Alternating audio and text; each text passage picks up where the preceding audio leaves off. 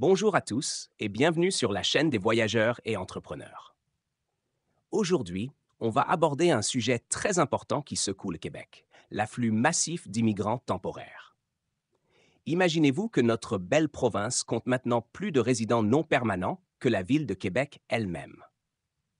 Oui, vous avez bien entendu. Avec plus de 600 000 résidents temporaires, le Québec fait face à un défi de taille. Entre les demandeurs d'asile, les travailleurs temporaires et les étudiants étrangers, notre province doit s'adapter rapidement pour relever ce défi immense.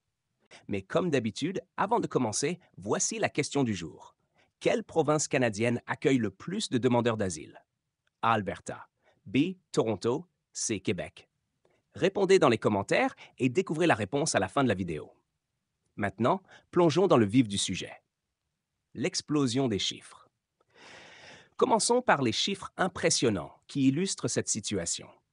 Selon les données de Statistique Canada, le nombre de résidents non permanents au Québec a bondi de près de 37 000 en seulement 3 mois, passant de 560 164 au 1er janvier 2024 à 587 140 au 1er avril 2024. Cela représente désormais plus d'habitants que la ville de Québec. Cette augmentation fulgurante est due à plusieurs facteurs. Tout d'abord, le Québec attire de plus en plus de demandeurs d'asile, qui représentent maintenant près du tiers de ces immigrants temporaires. En chiffres, cela fait 189 962 demandeurs d'asile au 1er avril. Les autres résidents temporaires sont principalement des détenteurs de permis de travail, de permis d'études ou les deux. Petite anecdote. Savez-vous que le Québec a déjà accueilli plus de 50 000 demandeurs d'asile en une seule année? C'était en 2017, un véritable défi logistique. Les causes de l'afflux massif. Mais pourquoi le Québec attire-t-il autant d'immigrants temporaires? Plusieurs raisons expliquent ce phénomène.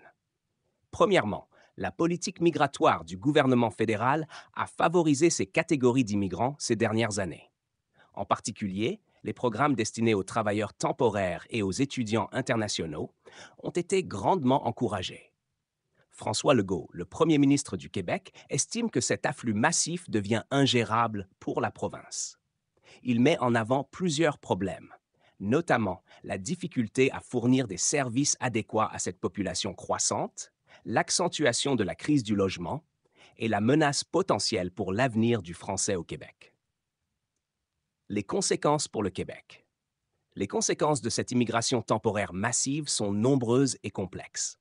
Tout d'abord, cela met une énorme pression sur les services publics du Québec, qui doivent s'adapter rapidement pour intégrer ces nouveaux arrivants. Le marché du logement, déjà sous tension, en pâtit également, avec des loyers qui augmentent et une disponibilité réduite. Par ailleurs, la présence d'un grand nombre d'immigrants temporaires soulève des questions sur la pérennité de la langue française. Comment garantir que cette population maîtrisera notre langue officielle et s'intégrera pleinement dans la société québécoise? C'est un enjeu crucial pour préserver notre identité culturelle. Enfin, cette situation exacerbe les tensions politiques entre le Québec et Ottawa. François Legault réclame davantage de pouvoir en matière d'immigration, souhaitant que la province puisse mieux contrôler les flux migratoires. En réponse, Justin Trudeau reste ferme et ne semble pas prêt à céder.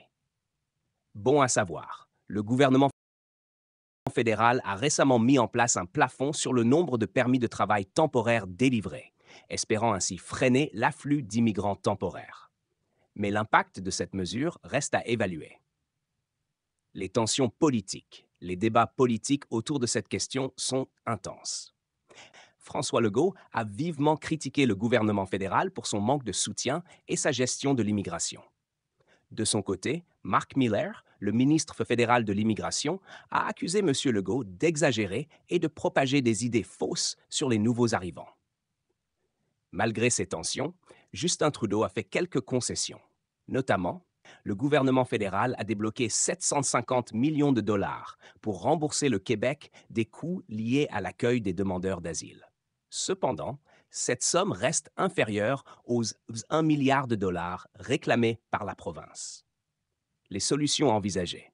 Pour faire face à cette situation, plusieurs pistes de solutions sont envisagées. François Legault demande un meilleur partage de la responsabilité des demandeurs d'asile entre les provinces. Actuellement, le Québec et l'Ontario accueillent à eux seuls plus de 90 des demandeurs d'asile au Canada. Un rééquilibrage serait donc nécessaire.